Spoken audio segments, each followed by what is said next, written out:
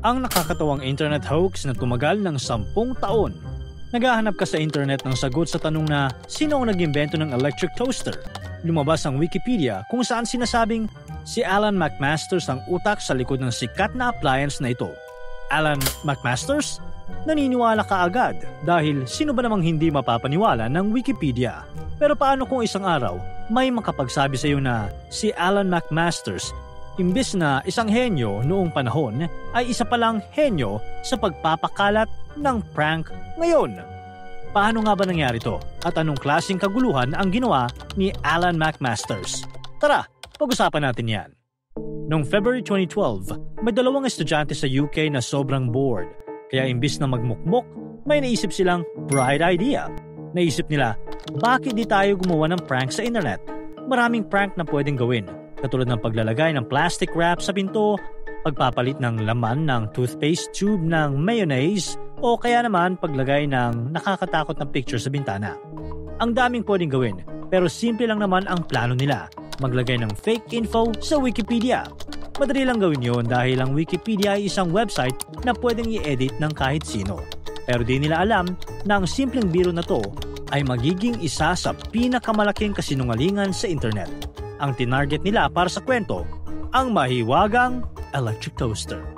Naisip nila na gumawa ng fake inventor para sa appliance na to. Maging sila kasi ay hindi rin alam kung sino ang nakaimbento nito. At ang naging bida sa kanilang kwento ay walang iba kundi si Alan McMasters. Sa information na ginawa sa Wikipedia, si Alan McMasters ay inventor ng electric toaster. Ipinanganak siya noong March 20, 1865 at namatay noong December 25, 1927 sa edad na 62. Kapani-paniwalang impormasyon dahil na rin siguro sa mismong litrato ni Alan McMasters. Pero ginawa lang ito ng estudyante, isang totoong picture na inedit para magmukhang luma.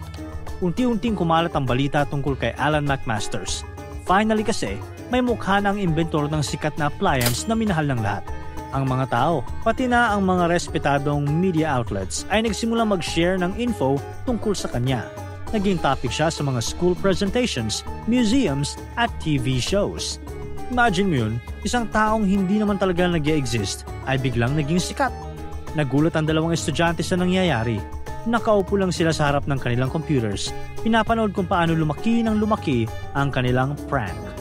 Ang akala nilang linggo lang ang itatagal ay patuloy na nag-exist ng isang dekada. Peke man si Alan McMasters, pero ang isa sa mga taong nasa likod nito ay ang totoong Alan McMasters. Pero hindi siya yung engineer na namatay noong 1927. Siya ay isang aerospace engineer na buhay ngayon. Kinuwento ni Alan kung paano nagsimula ang lahat. Noong 2012, siya at ang kanyang kaibigan na si Alex ay nasa first year college.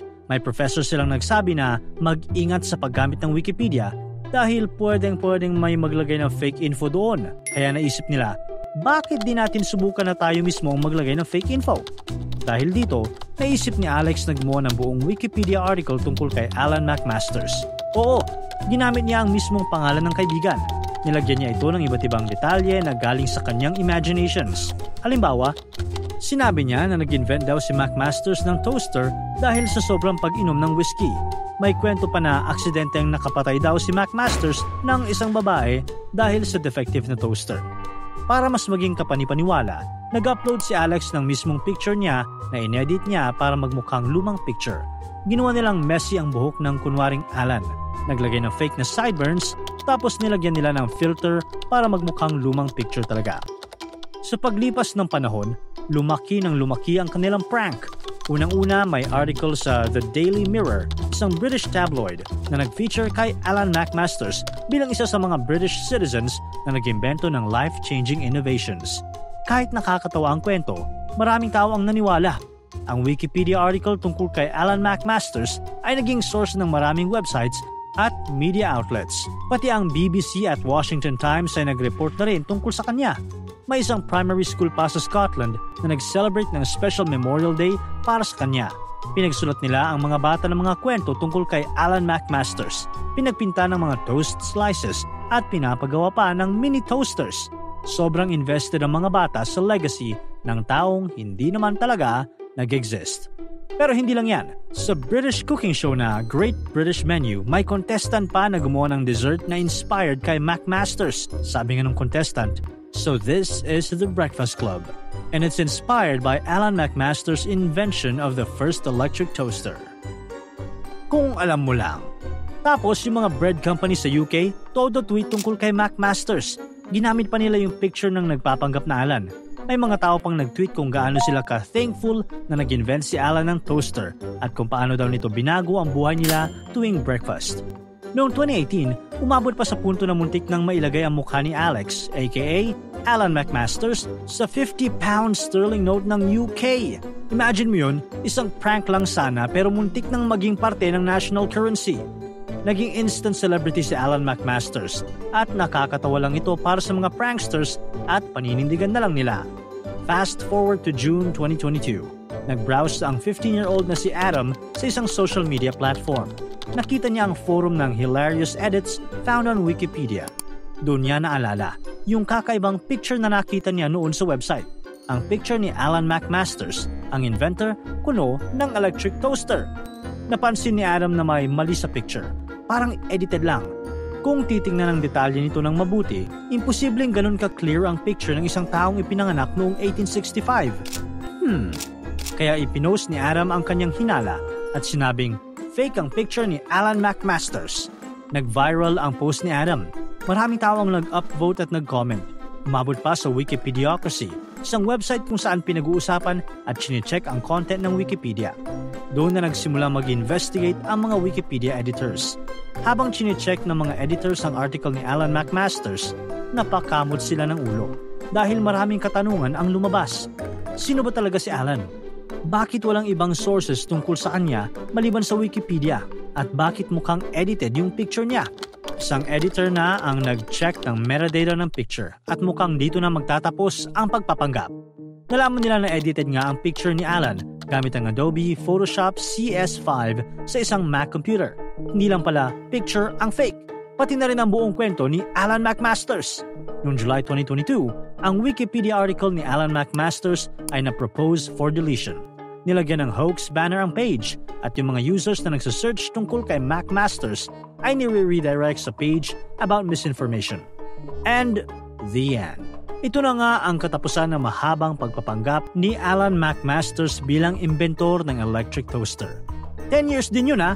Biruin mo na gawang lukuhin ng peking Wikipedia info ang napakaraming tao sa ganun kahabang panahon. Kahit ang mga prankster na sina Alex at Alan ay hindi makapaniwala sa nangyari. Kahit na naging successful ang kanilang prank, naging Wikipedia editors sina Alex at Alan para makatulong sa pagtama ng mga mali sa Free Encyclopedia.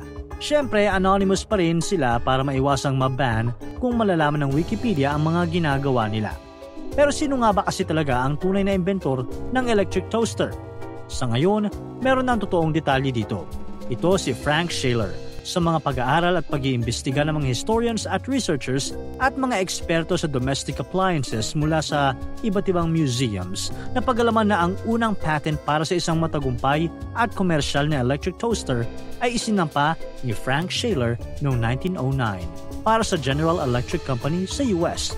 Ang toaster na ito na pinangalanang D12 ang itinuturing na kauna-unahang electric toaster na naging available sa market at commercially successful, habang si Charles Strite naman ang nag-imbento ng pop-up toaster.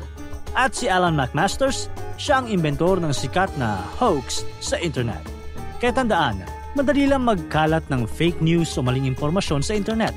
Kahit gaano pa kahalata ang kasinungalingan, may mga tao pa ring madaling malinlang. Dito pumapasok ang kahalagahan ng pagiging mapanuri, kaya ugaliing i-double check o i-verify ang mga nababasa online. Ikaw, may alam ka pa bang hoax na patuloy na nanloloko ng mga tao hanggang ngayon? Para tuloy-tuloy ang saya at kwentuhan, huwag kalimutan mag-subscribe sa Bubbly YouTube channel at pindutin ang notification bell.